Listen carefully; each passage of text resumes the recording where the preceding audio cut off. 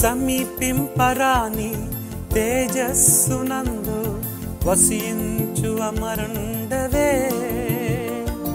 శ్రీమంతుడవే సర్వాధిపతివే, నీ సర్వము నాకిచ్చితివే. సమీపింపరాని తేజస్సునందు వసించు అమరుండవే, శ్రీమంతుడవే సర్వాధిపతివే, నీ సర్వము నాకిచ్చితివే.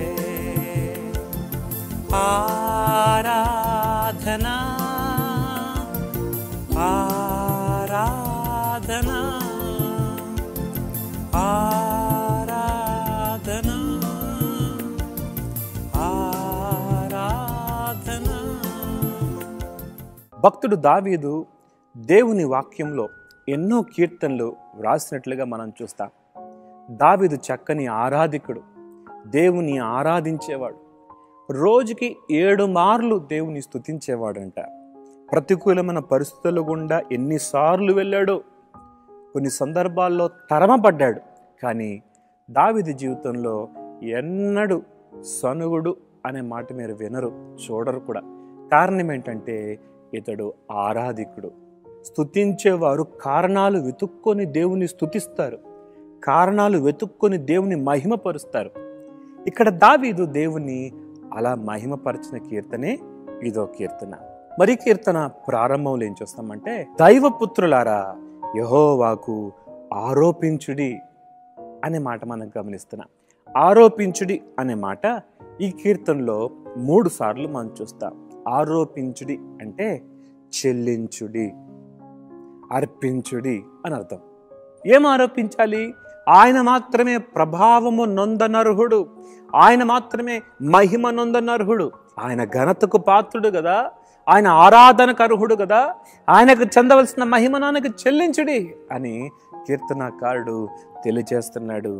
ఆయనకి ఆరోపించండి అని ప్రభుని మహిమపరుస్తున్నాడు. ఇక్కడ ఒక ప్రత్యేకమైన మాట మనం చూస్తాం. అదేమంటే, ఆరాధికులు ఎలా ఆరాధన చేయాలి అంటే, ప్రతిష్ఠితములకు ఆభరణములు ధరించుకొని ఆయన ఎదుట సాగిలపడుడి. ప్రతిష్ఠితములైన ఆభరణములు ఏంటి? మన చెవుల్లో పెట్టుకునేవా, లేక మెడలో వేసుకునేవా, లేక మన వేళ్లకు వేసుకునే ఉంగరాల? ఏంటి ప్రతిష్ఠితమైన ఆభరణాలు? ప్రతిష్ఠితములైన ఆభరణములు అంటే ప్రియదేవుని బిడ్డలారా, ఇవి ఆత్మ సంబంధమైన గుణగణాలు, అంతేకాదు ఆత్మ సంబంధమైన అలంకారాలు. ఏంటి ఆత్మ సంబంధమైన అలంకరణ? ఒకసారి బైబిల్ గ్రంథంలో మనం చూస్తాం.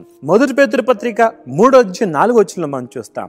సాధువైనట్టు మృదువైనట్టునైన గుణమును అక్షయ అలంకారము గల మీ హృదయపు అంతరంగ స్వభావము మీకు అలంకారముగా ఉండవలను, అది దేవుని దృష్టికి మిగుల విలువగలది.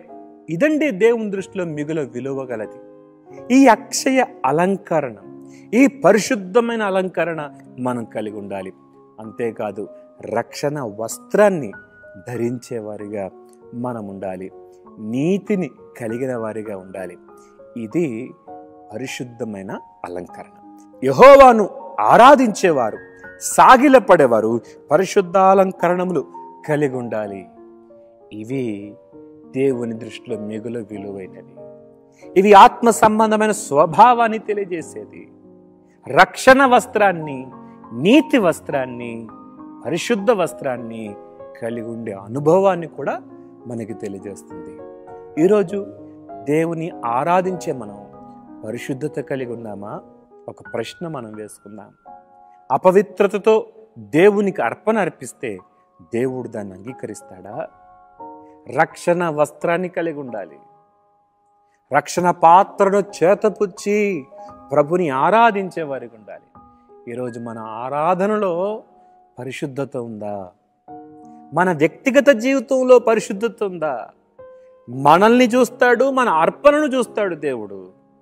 మనము అంగీకరించబడకపోతే మన అర్పణ కూడా దేవుడు అంగీకరించడు. కాబట్టి ఆరాధించే ఆరాధికులు ముఖ్యంగా పరిశుద్ధ అలంకరణ కలిగి దేవుని ఆరాధించే వారికి ఉండాలి. దేవుడి మాటలు దించిన కాక ప్రార్థన చేసుకుందాం. మహోన్నతుడకు దేవా, ఈ ఉదయ కాలము మీరు మాతో మాట్లాడిన ప్రతి మాటను బట్టి వందనాలు. ఎత్తబడిన మాటలు అందరి శుద్ధ నీరు కట్టి ఫలింపజేసి మీరే మహిమ పొందమని యేసు నామములో అడుగుతున్నాం తండ్రి.